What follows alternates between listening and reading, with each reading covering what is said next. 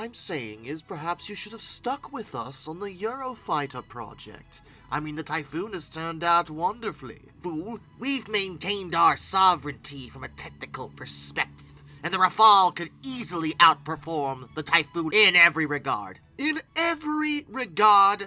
Ridiculous. You're exaggerating. And even if it were better, you needed other people's help to make it. You can't develop anything on your own anymore. It's kind of sad. Oh, we're gonna go down that road, are we? I am. I'm gonna go down that road. You wanna start something? You wanna fight? I'm thinking about it. I'm thinking really... What is that sound? It sounds like boss music. Is that coming from you? No, not at all. No, it's coming from across the pond. America, what did you build? Oh, it's nothing. It's just a Generation 5 fighter. What?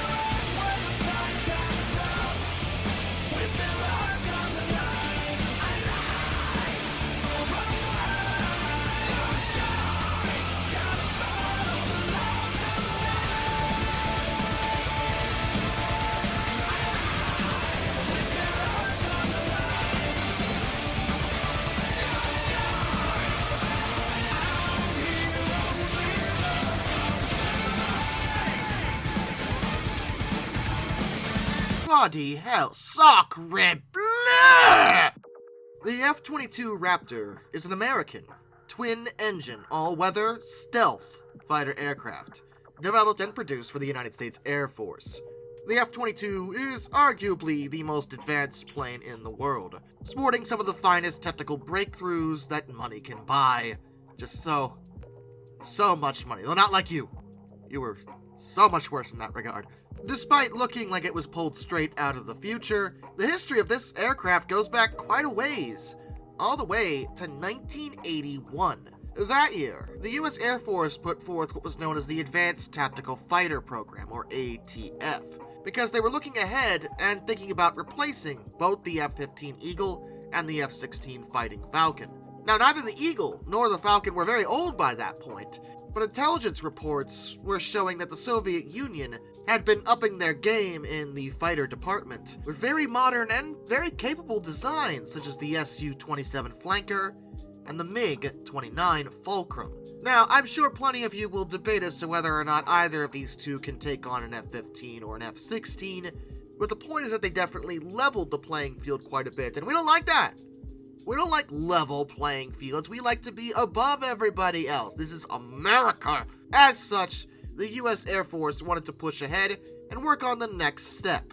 ATF was codenamed Senior Sky, and the final result from the project was envisioned as being able to spearhead offensive and defensive counter-air operations in highly contested environments.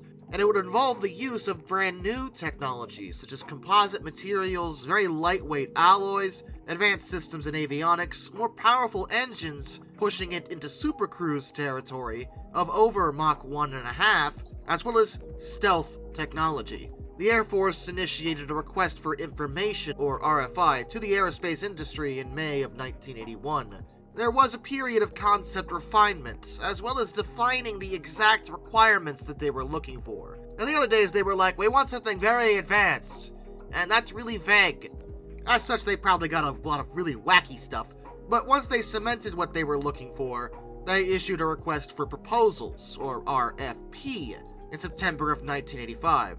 The requirements that were listed placed a very strong emphasis on the stealth and super cruise elements, In fact, the stealth would be further emphasized in December of that year when the request was modified. The Air Force was like, it has to be invisible. I don't even want to see it. In fact, don't even send us a paper. We don't want to see anything. It shouldn't be seen. Ever! They also had a request for flying technology demonstrator prototypes in May of 1986. In the end, Lockheed and Northrop were selected on October 31st, as both their concepts showed great promise. Lockheed worked through their famous Skunk Works division and would actually team up with Boeing and General Dynamics on the project. Northrop teamed up with McDonnell Douglas, and both teams undertook a 50-month dem-val phase, which culminated in the flight testing of both prototypes, the YF-22 and the YF-23. The request had been for competing designs, but in this instance, the prototypes weren't necessarily meant to perform in a competitive fly-off, or even really represent the production aircraft. Both prototypes were seen as best effort vehicles, and they were only to demonstrate the viability of each of their concepts as well as mitigate the risk involved. The YF-22 first taken to the sky on September 29, 1990 at Palmdale, California, and in subsequent testing, she successfully demonstrated supercruise, high angle of attack maneuvers, as well as firing of air-to-air missiles from her internal weapons bays. The YF-23 would actually perform pretty well too. This is one of those weird situations, see, because a lot of people argue that the Air Force should have gone with the 23 and not the 22 in retrospect. But to be brutally honest, if they had, people would be saying the same thing about the 22, because in this case, both options were really good. Both of them met or even exceeded all the performance requirements. And while the YF-23 was viewed as stealthier and faster, the 22 had thrust vectoring nozzles and was more maneuverable and cheaper. She featured a relatively conventional layout in the grand scheme of things, not all that dissimilar from the F-15. Whereas the 23 was way different in every conceivable regard. It was very strange, but very good. The 22 also wound up flying more test sorties in hours than the 23 did. So in the end, the Air Force chose Lockheed. Some argue that Lockheed just had better lobbyists and salesmen, and yeah, probably. Lockheed's really good at marketing. But like I said, both options were really good.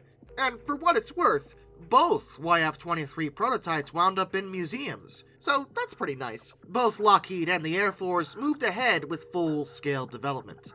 Now the YF-22, while superficially similar to the production version, definitely features a lot of differences. On the production model, the leading edge sweep angle was decreased from 48 degrees to 42, and the vertical stabilizers were shifted rearward and decreased in area by 20%. They altered the radome shape for better performance, and the wingtips were clipped to add antennas. They also completely removed the dedicated air brake. They moved the canopy forward by 7 inches, and the engine inlets moved rearward 14 inches. The overall shape of the craft was further refined in very small ways to improve aerodynamics, strength, as well as the stealth characteristics. The internal structure was refined and reinforced in order to make sure that the production aircraft could have a service life of 8,000 hours. The production version also wound up a bit heavier. This is because the Air Force demanded better ballistic survivability, as well as being compatible with a bunch more systems. But fortunately, this requirement creep didn't affect the 22 that much. The extra weight only caused very slight reductions in range and maneuverability, nothing too major. The F-22 project did run into several delays, and that's for 2 main reasons. One is that this is a very advanced aircraft, and there was a lot of testing to be done on pretty much all the new technologies. They had to make sure it all worked right, and thus things took longer. Also, there was a lot of politics. In the early 90s, a lot of budget cuts occurred in the military with the dissolution of the Soviet Union. Without a major threat like that, the US government didn't see a need to spend as much on our military. We still spent more than everybody else, but not as much. A lot of political nonsense got in the way of the total amount of F-22s being built, not just in terms of the cost, but also because America's focus in terms of war had changed quite a bit, and a lot of the fights we've had since the F-22 came to fruition, we really just haven't needed this. Like, ever. The F-22 mostly stands as a deterrent, not an actual combat aircraft, because frankly, none of the enemies we fought directly lately, have anything remotely close to this. Due to all this political jargon, production would be complicated several times, and in the end, 195 total F-22s would be produced. 8 test aircraft, and 187 production models. That's it. But again, we just really don't actually need this thing, for the most part. We've also decided that, we don't want anyone else to have this thing either. Ever!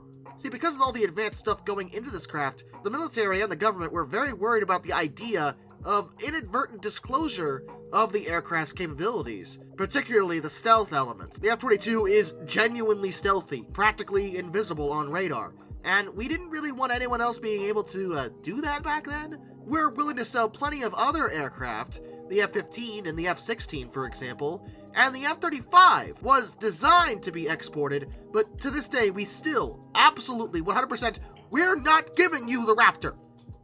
Ever! And it's not like other countries hadn't shown interest. Australia thought it might be better to get 22s instead of the 35s, which is really sweet, we're not giving you them. Japan was also interested, we're not giving you these. Israel also wanted up to 50. No.